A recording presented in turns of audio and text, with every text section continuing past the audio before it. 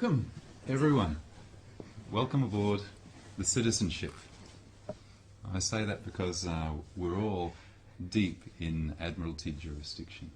And so how many people here could tell me, we're going to start with the notion of transport tonight, because transport's a favourite one of mine. How many people can tell me what they think transport really means? A means to get from A to B, maybe?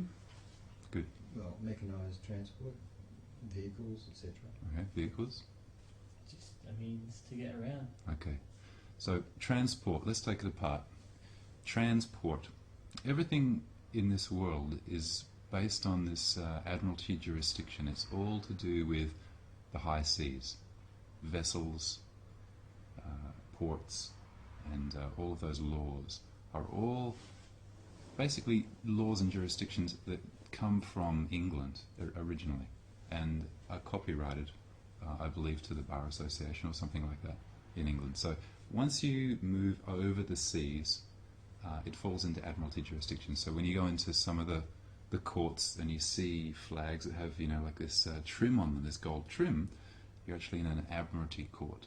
So it becomes something like the high seas here.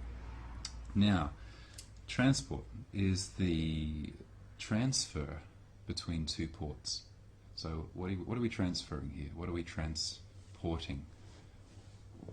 Well, Usually, goods and people. yeah, we're actually transporting people. The people themselves are the goods. They're the cargo. So the vehicle or the vessel actually becomes, the road actually becomes like the shipping lane. And so you actually transfer something from one port to another port, and it's regulated by the transport, Department of Transport, right? So where does this all leave us? Well, we have these things called vehicles that we're told are vehicles, are private automobiles. What they really are another type of vehicle or vessel to ship around the strawman. So, we all have our strawman. Does anyone here not know what the strawman is? I'm not that clear No. on what the Okay. definition Well, is. the strawman is probably the first place we should start. The strawman is your front. He's the all capital letter fiction that the governments and corporations create.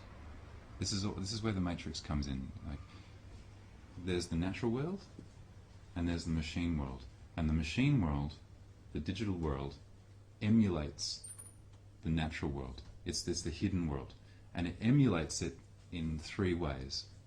And that's with electricity, water, and salt. They're the three basic constituents of all life.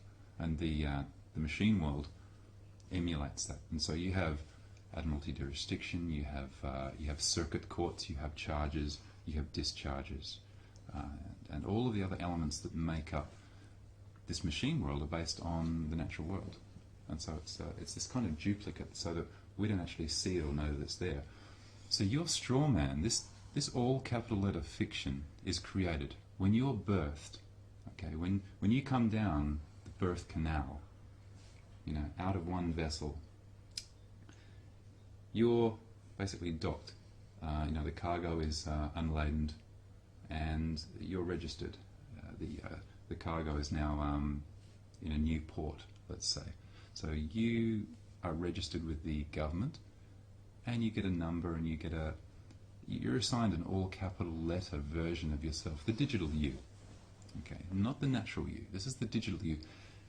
And what the government does is it takes that digital you, and it creates an account. And that account is called the strawman. And the government uses that account as it actually takes out a loan, and it becomes a record of your future earnings. So, throughout your life, your strawman will be the transmitting utility through which all commerce takes place in your incarnated form on this planet. Okay.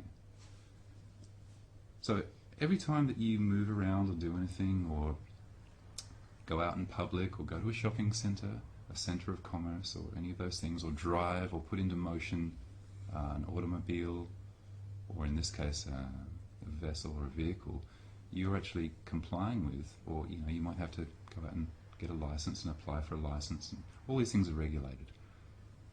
But they are all public, and they are all a part of this system. They are nothing to do with the private realm, which is what you see outside. Parked outside is my private automobile. Okay.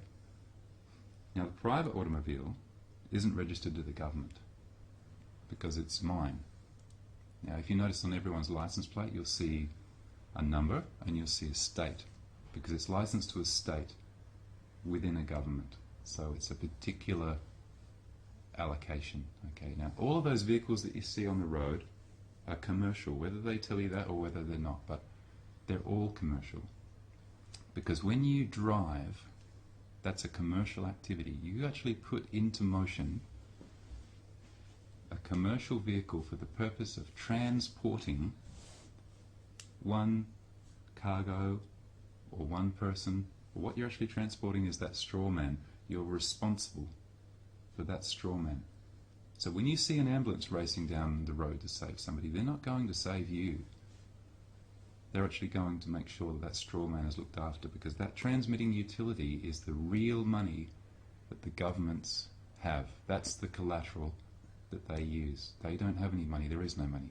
It's, if you think there's any money, we're going to look at that right now, and we're going to show you that there actually is no money, and you're going to see that our labour is the thing that actually the government holds as its collateral. And so we become, if you travel overseas, for example, I'm going to go, would you be able to get my port pass?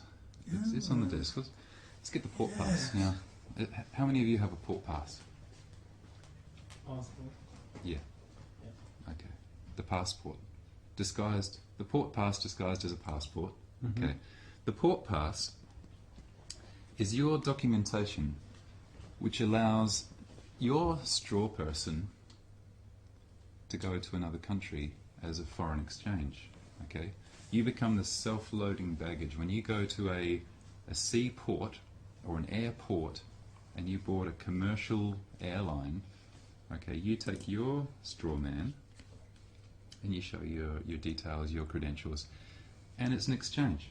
Okay, there's a commodity and it's being exchanged with another country. So of course, there's all these regulations and things. Now, what I've done, just pass this around and have a look. And tell me if you notice anything at all different about my port pass. Now, while that's being passed around, I'm going to write down here something on this bit of this paper here. So this little piece of paper here is going to be money. This is going to become currency. And I'm going to write down here $1,000, and I'm going to pass that over there. There we go. And I'm going to write down on this piece of paper here $100, and I'm going to give that to you as well. Right. Now, I'm going to ask you to sign your name on this piece of paper. And what we're going to do here is we're going to break down. It's an interesting signature. Okay, now you hang on to that, and you give me back the $1,000 piece of paper. Right. What we're going to do here is we're going to create a little bit of a credit card facility here. Right.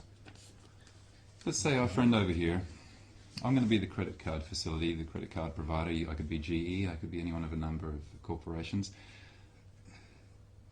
This person believes that money is real. So he's going to come to me and ask me for $1,000 credit so that he can go out and perhaps purchase something else, which he doesn't actually realize has already been paid for. It's actually prepaid, because everything is prepaid by the labor of the people who create it. Right? Mm-hmm. We're not actually paid with anything of any value. And here's the point: there is no lawful money in circulation backed by anything of value.